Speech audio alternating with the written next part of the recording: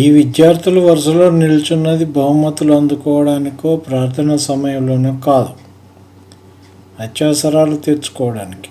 ఈ సమస్య మహబూబాబాద్ జిల్లా నెల్లికుదురు మండలం ఆలేరు గ్రామం జిల్లా పరిషత్ ఉన్నత పాఠశాలలో ఉంది. ప్రతిరోజు 15 నిమిషాల విరామ సమయంలో మూత్రశాలలకు వెళ్లేందుకు ఇలా బారులు తీరుతుంటారు. ఈ బడిలో 6 నుంచి 10వ తరగతి వరకు 152 మంది పిల్లలు చదువుకుంటున్నారు. అందులో 80 మంది బాలురు, 72 మంది బాలికలు ఉన్నారు. పాఠశాలలో 2 మరుగుదొడ్లు ఉన్నాయి. అవి శిథిలావస్థకు చేరాయి. నిర్వహణ కూడా సరిగా లేక దుర్గంధం వ్యాపిస్తుంది. మరో గత్యంతరం లేక ముక్కు మూసుకొని వెళ్తున్నామని విద్యార్థినులు ఆవేదన చెందుతుంటారు. కొందరు బాలికలు తెలిసిన వారి ఇళ్లకు వెళ్ళి అవసరాలు తీర్చుకుంటుంటారు.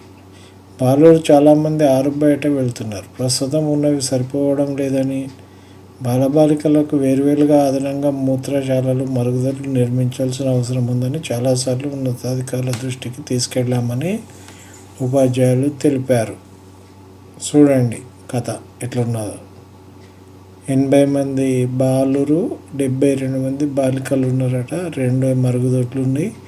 ఇవో లైన్లో నిలబడ్డారు. ఇంటర్వెల్ టైంలో 15 నిమిషాలలో ఒడగొట్టుకొని రావాలి.